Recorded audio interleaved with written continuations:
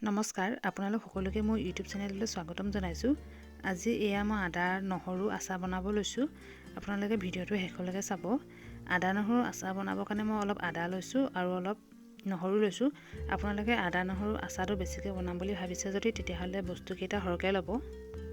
মই যিহেতু কমকৈ বনাম সেইকাৰণে কমকৈ লৈছোঁ। এতিয়া মই নহৰুকেইটা বাকলি গুচাই লৈছোঁ। এতিয়া মই আদাকেইডোখৰ বাকলি গুচাই লৈছোঁ।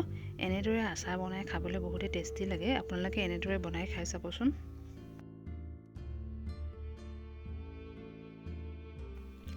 এতিয়া মই আদাখিনি ভালধৰণে বাকলি গুচাই ল'লোঁ আৰু নহৰুখিনিও গুচাই ল'লোঁ। এতিয়া মই বাতি এটাত আদা আৰু নহৰুখিনি দি দিছোঁ আৰু এতিয়া মই আদা নহৰুখিনি ভালকৈ ধুই ল'ম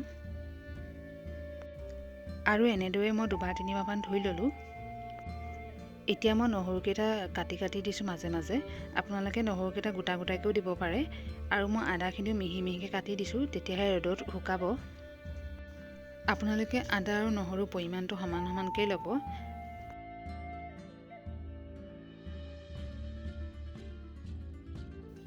এতিয়া আদা নহৰুখিনি কাটি হৈ গ'ল।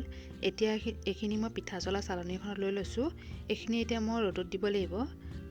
ৰ'দত ভালকৈ শুকুৱাই ল'লেহে আচাৰখিনি ভাল হ'ব। এতিয়া মই আদা নহৰুখিনি ৰ'দত শুকুৱাই ল'লোঁ। এতিয়া মই আদা নহৰুখিনি মিক্সিত পিচি ল'ব লাগিব। আপোনালোকে যদি আদা নহৰুখিনি সৰু সৰুকৈ কাটি পিনিও আদা আচাৰ বনাব পাৰে। এতিয়া মই এনেদৰে মিক্সিত পিচি ল'লোঁ আৰু ইয়াত মই দুটা শুকান জলকীয়া দি দিছিলোঁ আৰু এতিয়া মই এখন কেৰাহীত অলপ তেল দি ল'লোঁ। তেলখিনি গৰম হ'ব দিলোঁ। তেলখিনি গৰম হোৱাৰ পিছত গেছটো মই বন্ধ কৰি দিলোঁ। তাৰপিছত ইয়াত মই অলপ হালধি দিলোঁ, অলপ নিমখ দিলোঁ, অলপ জিৰা ধনিয়া দিলোঁ আৰু অলপ কাশ্মীৰী মছলা দিলোঁ। এতিয়া মই মছলাখিনি ভালধৰণে মিহলাই ল'ম। এতিয়া মই তেলখিনিত আদা নহৰু পিচি লৈছিলোঁ যে সেইখিনি দি দিছোঁ। আপোনালোকে এনেকৈ নিদিবও পাৰে। আদা নহৰুখিনিৰ ওপৰত তেলখিনি ঢালি দিলেও হ'ব। এতিয়া মই হেতা এখনে ভালদৰে লৰাই দিছোঁ আৰু মই এনেদৰে লৰাই লৈছোঁ। মই গেছটো বন্ধ কৰি লৈছোঁ। আপোনালোকেও গেছটো বন্ধ কৰি ল'ব। এতিয়া মোৰ এইখিনি হৈ গৈছে।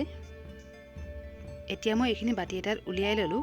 এতিয়া এইখিনি ঠাণ্ডা হ'ব দিলোঁ। এতিয়া ইয়াত মই আৰু অলপ তেল দি দিছোঁ। এতিয়া মই তেলখিনি দি আকৌ অলপ মিহলাই দিছোঁ আৰু এতিয়া ইয়াত মই অলপ ভিনেগাৰ দি দিছোঁ। ভিনেগাৰখিনি দি পিনিও এতিয়া মই আকৌ লৰাই দিছোঁ। এতিয়া মোৰ আচাৰখিনি বনাই হৈ গৈছে। এতিয়া মই সৰু টেমা এটাত থৈ লৈছোঁ। টেমাটো প্লাষ্টিকৰে হয়, আপোনালোকে চিচাৰতো থ'ব পাৰে। আৰু এতিয়া মই এইখিনি এনেদৰে কেইদিনমান ৰ'দত দিম, তাৰপিছতহে খাব পৰা হ'ব। এতিয়া মই ইয়াত আৰু অলপ তেল দি দিছোঁ। আপোনালোকে ভিডিঅ'টো চাই যদি ভাল পালে লাইক এটা কৰি দিব আৰু চেনেলটো যদি নতুনকৈ আহিছে তেতিয়াহ'লে চেনেলটো ছাবস্ক্ৰাইব কৰি দিব আৰু আপোনালোকে এনেদৰে বনাই চাবচোন।